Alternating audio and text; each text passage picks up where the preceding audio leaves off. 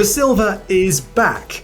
Sort of. Mercedes have now launched their latest F1 contender, the W15. They've switched up the livery while looking back to previous designs, but all eyes are on the upcoming season. Clinching the second place from Ferrari at the last minute, can Mercedes return to the fight for first place? Well, I'm Bryn Lucas, and I'm delighted to have joining me this time Matt Q and Filip Cleeren. Welcome both. Hi Bryn, yeah, I think it's one of the most anticipated launches of the 10 this year, isn't it? Because you've got Mercedes trying to sort of correct their ground effects rot, the narrative of Lewis Hamilton leaving, and how sort of obviously what we all want is a challenge for Red Bull.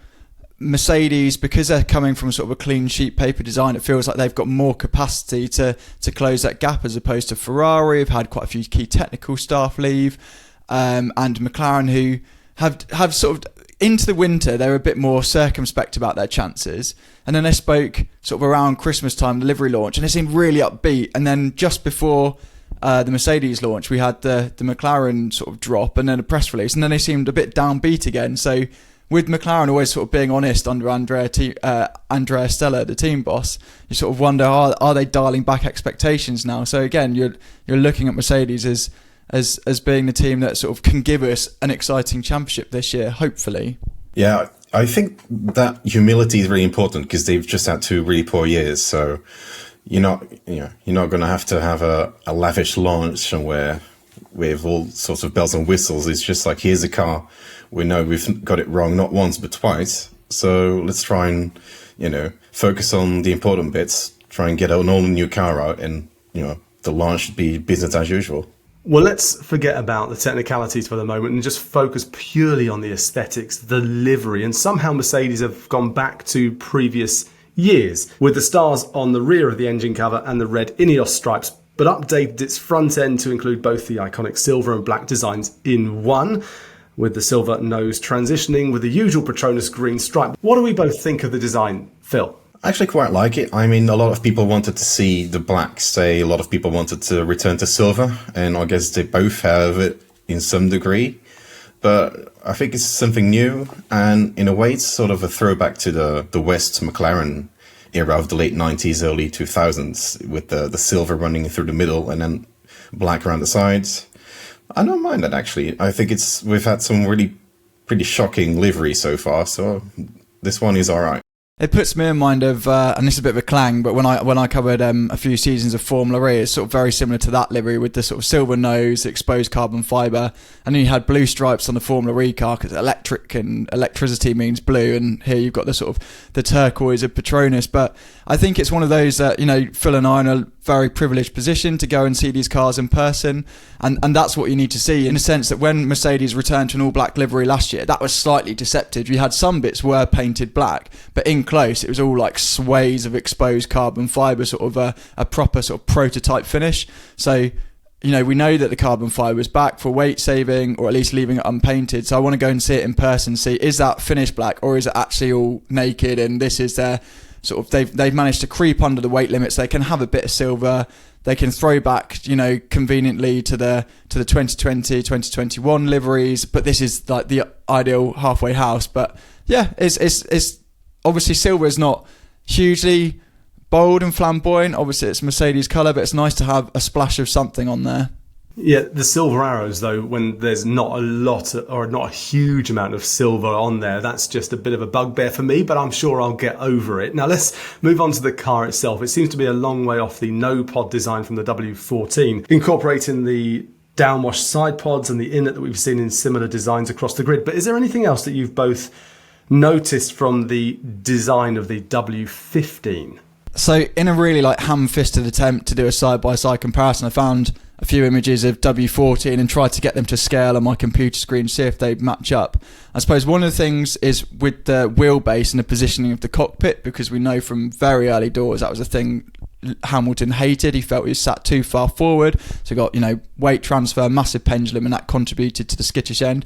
So drawing a couple of lines on Microsoft Paint and other processing tools, it looks ever so slightly further back, but I need to see a proper comparison. Our tech guys are working on that.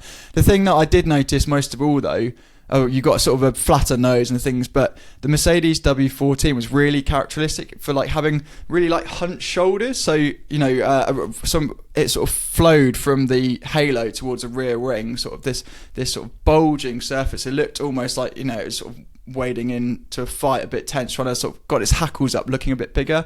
Now it sort of seems much more curvaceous and goes sort of falls much more dramatically into the side pod. And I don't know about the packaging underneath, what that does for centre of gravity, but it does look a bit more sort of settled and lower to the floor and more svelte because of that. But that's just sort of aesthetics and what we can see. Yeah, the one thing they did mention is obviously, like you mentioned, Q, things like the cockpit positioning, that's all like inherent stuff that you can only really address with a new chassis.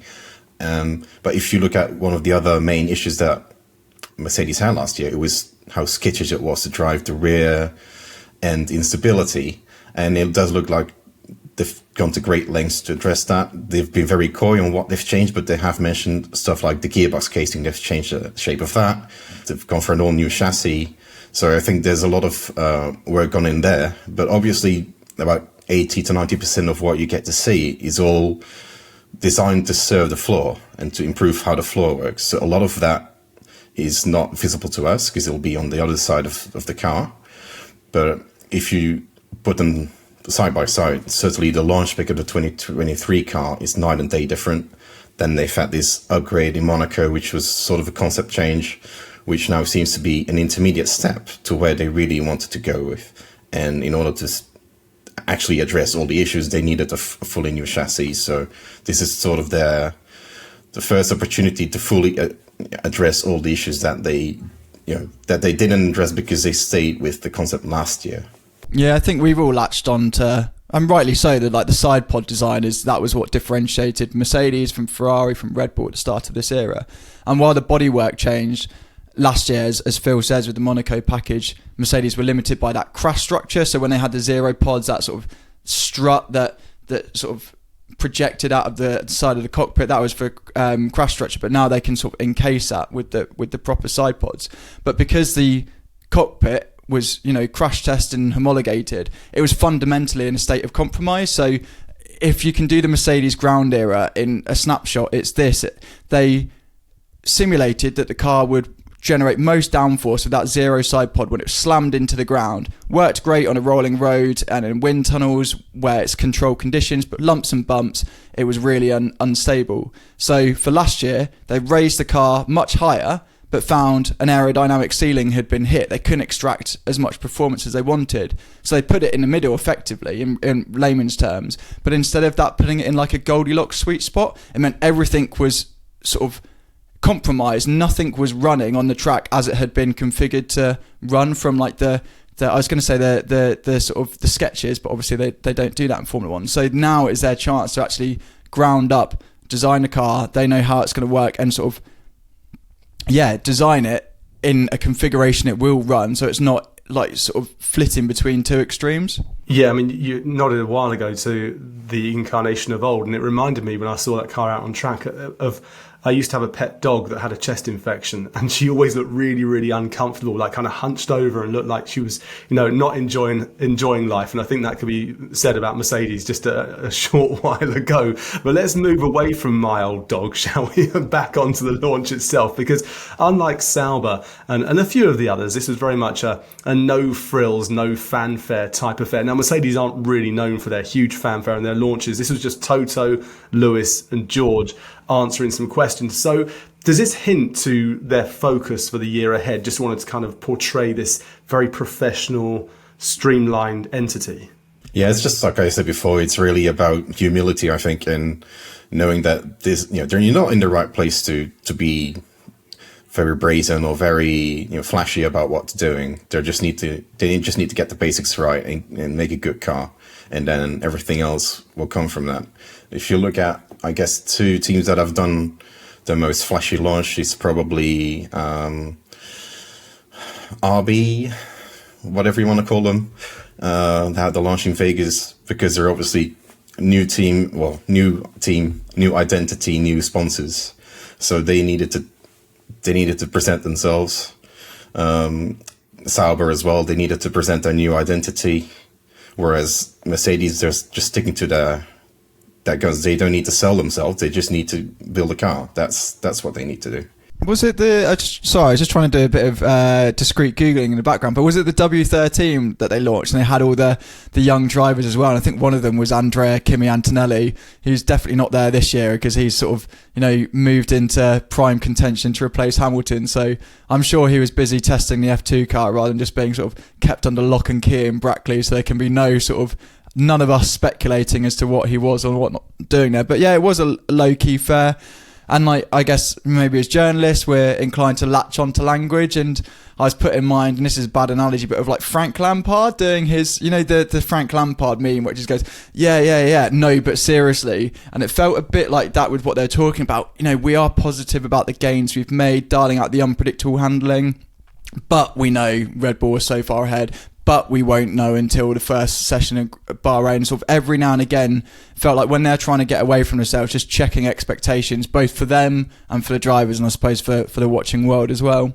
I mean, even though he wasn't there, it still got you to go onto a well-known search engine and have a little look, Matt. So you're a little monkey, you're teasing. There you go.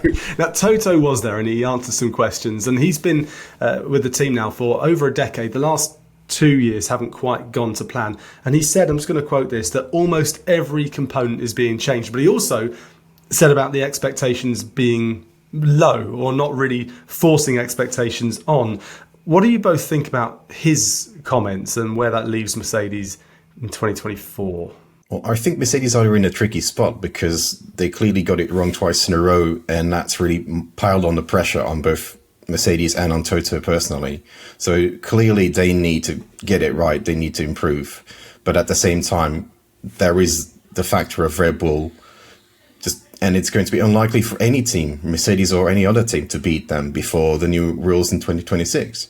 So what is success for Mercedes this year and the year ahead? They've not really pronounced any specific results because it's too early. You haven't seen the cars on track. You don't know where you stand.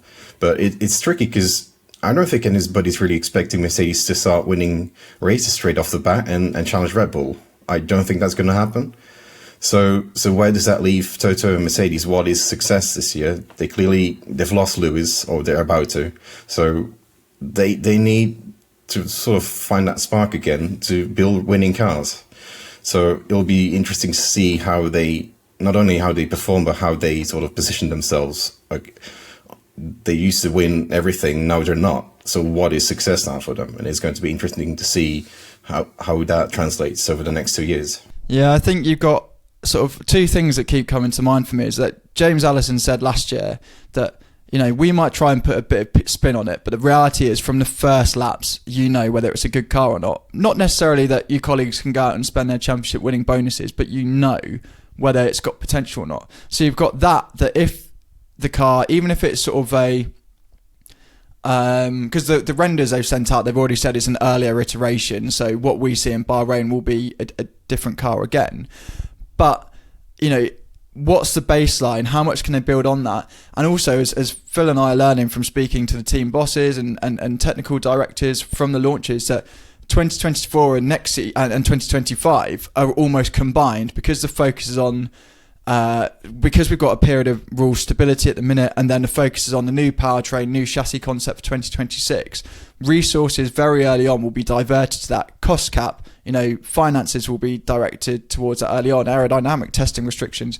So basically, if Mercedes are lost in the wilderness again for 2024, you can almost take from that they're not going to be like a regular race winning force in next season as well, and that goes for the entire grid. If we do want a fight with Red Bull and a much more entertaining season than last, then we need to see some positive signs, or a Red Bull dropping of the ball quite early on. You just mentioned James Allison there, Matt, and I think we should probably just nod to him very quickly. I think this is the first iteration of a car that's purely done under his watch. What do you think the pressure is like on James Allison to prove himself this year ahead of 2025 and obviously beyond? He's a very intimidating person to speak to, so I don't know if he feels pressure. Certainly, I feel more pressure speaking to him, trying not to say a daft comment and exposing my absolute lack of understanding of how to design an F1 car. But I suppose there is a pressure in the sense that while Mercedes has, been so proud of its no blame culture. So yeah, you have James Allison and Mike Elliott swapping roles. It was chief technical officer and technical director swapping. James Allen becoming more hands-on. And although it was said as a mutual job swap, and Mercedes is proud of its no-blame culture, it did very much feel to the outside world like Mike Elliott was getting the blame for the ground effects rot. He then leaves the organisation altogether. Again, that could be for personal reasons, doesn't like travelling, sees life outside of F1, but still, they haven't escaped the narrative that looks like one person is taking responsibility and going. So from that, I think there is a natural pressure on James Allison because he's now like the token talisman, whether he wants to be or not. He designed, or he was leading the design team hands-on when Mercedes were in their title-winning pomp. He's gone away, they've sunken, now he's back. And so the expectation is for him to deliver, or people will look at him and go, okay, Hamilton's going, but he signed a long-term contract, he's come back. That's the glimmer of hope to sort of, for Mercedes fans, for Formula One fans who just want a multi-team battle. That's what they're looking to. So again, I don't think James Allison, I might be wrong, I've not been for a lunch out with the guy, but he certainly doesn't strike me as a guy that sort of wilts under pressure easily. I find him incredibly intimidating, but perhaps there is that underlying pressure on Mercedes as a whole. Is they've restructured, whether bringing Allison back in and him signing a new long-term contract was a way of convincing Hamilton or whoever to stay for longer. That obviously hasn't worked out on that side. So does that indicate that the changes they've made, the data they've seen, is not enough for Hamilton to stay? And we know, obviously, sorry to get into like the T's and C's of it all, but we know he was offered a 1+1 contract and that didn't make him feel very special, so he's got his own motives to leave. But has he seen the data and think, I'll at least be no better off at Ferrari? Or has he seen the data and think, actually Mercedes haven't fixed their problems at all and I'm not getting a great simulator run, so Fred Vasseur, yes please? We'll come to Lewis Hamilton in just a few moments because I just want to find out whether Phil is equally as intimidated by James Allison as you are, Matt. Can you hold a conversation without sweating profusely, Phil? I've not spoken to him one-on-one yet, so we'll have to find out this season if I'm passing the Allison test. Well, good luck, because he sounds like he might be terrifying, if that's what Matt is saying. He's a nice man, but he just, if you expose your lack of understanding, and he'll go for that. But I don't think that's from a point of maliciousness. I think he's an engineer, and media duties can be quite tedious. So why not make it fun for himself? Yeah, technical directors are known for not taking fools gladly. So you have to show some sort of, pretense that you understand what's going on. Otherwise, they'll struggle to give you the explanation that you want to hear. I'm not saying Matt is a fool, by the way. I'm saying all of the... That is a correct assessment, Phil. All of the press corps is obviously not as technically studied as they are. Otherwise, we wouldn't be in the press corps. We would be there. Well, I think what I'm going to take from that is it's a good job I never get to speak to James Allison because I would be massively exposed. Now let's move on to Lewis Hamilton then, because we all know he's moving on next season or for next season. But his language was interesting during these interviews because he's used the words like we and our and us. So he's still using the words that sound like he's still fighting for the cause, and I'm sure he will be because it's Lewis Hamilton. But what does he have to do in 2024, this season, to make his final hurrah for the team a success and lead him to victory? And is it even possible that he can lead them to victory? Well, I think Lewis is too proud and too professional not to do anything else but just commit fully and give it his all until he closes the door behind him at Brackley at the end of the year. I don't think he will do anything different. It's clearly the end of the 2021 season is still lingering on his mind, and the last two seasons have only made him more desperate, I think, to return to the front. So I don't think we'll see anything different from Lewis. He'll just do his thing. He'll keep working and try and get the car to his liking. I think if Mercedes do succeed in addressing some of the issues that he's had with the car, including the cockpit position, including the rear ends being unpredictable, then I think we'll see the best Lewis Hamilton again. There's no real doubts about that. The other question is, will he get the best of Mercedes all the year because he's leaving? That's the main talking point, isn't it? Because now clearly George Russell is going to be the future of that team officially. he'll be driving the development of next year's car way more, while Lewis will be gradually, we assume, frozen out, not of this year's car, but out of next year's projects that he won't be involved in. So will that change the dynamic in the team? Inevitably it will. We'll just have to wait and see to what extent and how soon that's going to start. Yeah, I think Phil's hit the nail on the head there. I haven't read the press release from last year, but I did sort of note that in the announcement of this car, it's George Russell who's quoted first of the two drivers. So, it's Mercedes putting him as the new leader. But it will come down to that, won't it? Is who gets a new front wing in FP1 sessions, and whether there's like an obvious trend that, let's say, in the opening 8 races, Lewis Hamilton is winning that teammate qualifying battle, and then as he is slowly sort of made less privy to what's going on behind the scenes developments, does stuff move in George Russell's favour, and the form changes. But in terms of Lewis Hamilton, I think none of us really expect him to be running away with like any kind of title battle. I think Verstappen remains a hot favourite for that. So it's that teammate battle, so that he leaves Mercedes with no question marks over like whether he's operating at the peak of his powers, and that means when he's then going head to head with Leclerc to jump forward a few bits, there's no one going, well, is Leclerc going up against the best of Hamilton if he wins or loses that teammate battle? So that's all that Hamilton can do. But he said before the launch that what great shape he's in, how physical his training's been, and I still think okay, we've seen a couple of incidents. So the two that spring to mind are him versus Alonso at Spa in 2022 on the first lap, him versus Russell into the first corner at Qatar, where the judgment's been a bit uncharacteristic. You go, that's not Lewis Hamilton. What's gone on there? That sort of failing to judge where the other car is.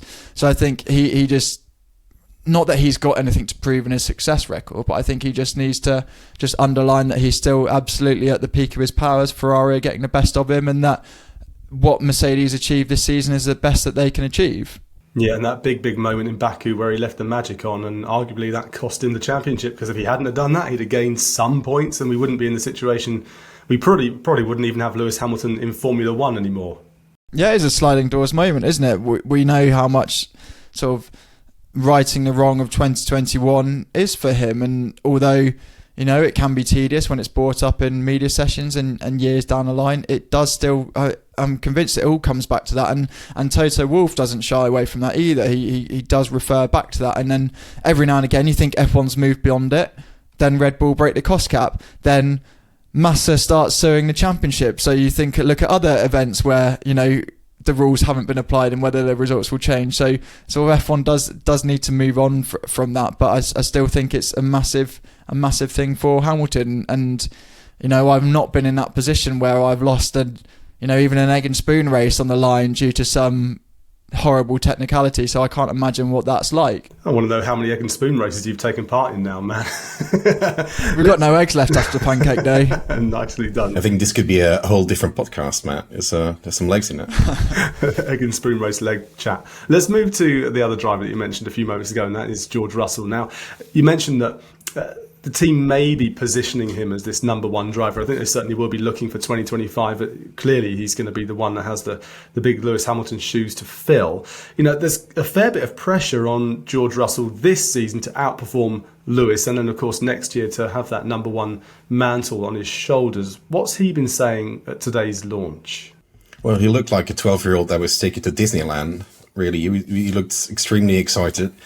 He said he couldn't sleep last night. Yeah, it's interesting. It's a massive opportunity for him, isn't it? He's going to be, by default, the longest-serving Mercedes driver next year.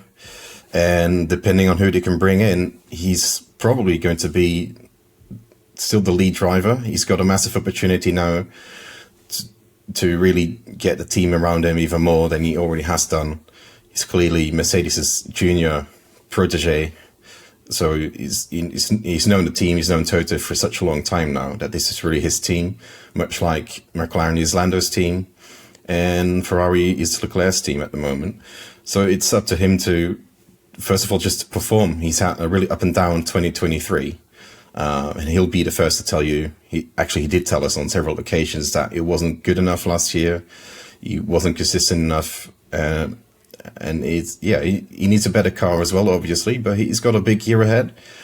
And I don't know that he needs to convince anybody that he's the lead driver. I think he already has that support and that faith that he can be.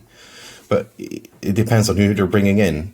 If there's somebody like Kimi Antonelli coming in, then clearly he will be the lead driver, because Antonelli will be an 18-year-old rookie.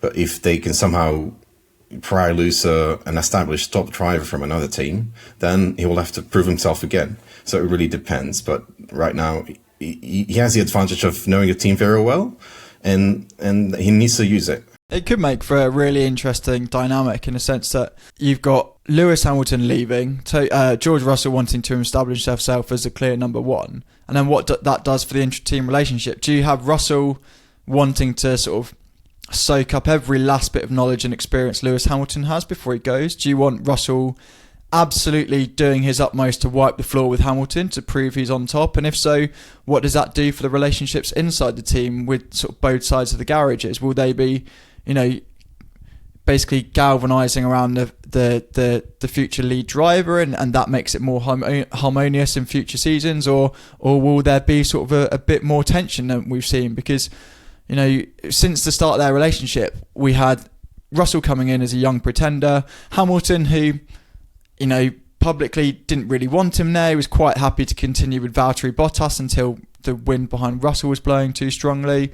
So and so far it seems pretty cordial. Even you go back to Qatar, once Hamilton had reviewed the onboard footage, he was like, yeah, entirely my fault, I'll hold my hands up to that. So just will there be a bit more grit between them this year? Because basically it doesn't matter if it's no love lost, because Hamilton, maybe he'll come back as a brand ambassador, but he's not going to be driving Mercedes Formula 1 car in Grand Prix anymore. So who cares if he goes while he's angry, if that's Russell's mentality? Like, if it's my last season to go up against statistically the best driver, so whether he's in his title winning pomp or not, let's get one over on him and show that this is my team before it becomes my team. Yeah, I mean, it could be a very, very feisty season, as you say, and why not George putting it to Lewis a few times to prove that he's got what it takes. Now, let's just remind ourselves, the last few years for Mercedes have been pretty poor by their own standards. The heavy porpoising, the lack of wins as well compared to previous seasons.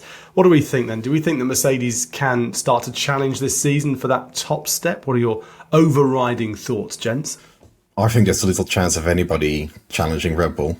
I hate to say, because like everybody else, I'd like to have a much more interesting and much more close fight for the win. We'll have to wait and see until Bahrain. Is maybe the boring answer, but I think it could be very close, right behind Red Bull, with Ferrari, with McLaren. I don't know if Aston will be in the mix necessarily, but it's possible. And it goes back to what we said before, what's success for Mercedes. I think they desperately need a couple of wins.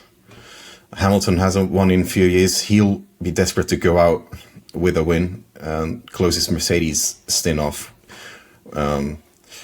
He doesn't want to have a third season without a win. It's not something he will be used to. So they will probably be content with second, but close the gap to Red Bull substantially and get way more wins than they have done in the past couple of years. And I think it's possible, but it will just depend how close people can get to Red Bull. Yeah, absolutely. Mercedes scored fewer than half the points of Red Bull last year, so the natural expectation is to close that gap. But then what will we get from Sergio Perez? Either he's better and Red Bull score more points, or he's as bad and he gets the boot, Daniel Ricciardo comes in, is closer, Red Bull score more points. So Mercedes need to close that gap. And I know we've spoken a lot in this episode / podcast about the areas Mercedes are looking to improve. But Ferrari have identified key areas anyway, and I know it's ridiculous to read into this, but like, if you compare their feedback from their shakedown last year to the Ferrari shakedown this year, they already seem more positive that the car seems a bit more settled. So again, if they can improve, if McLaren come on stream, as Phil said, we could have this mega battle for second. And if there's, basically a sheet of paper that covers the three of them, Mercedes could be a closer to second to Red Bull, or potentially fourth. So they really sort of need to assert their place at the front of that queue, and maybe the new car concept helps with that, because if they have a solid foundation, then it's a revised sort of, they're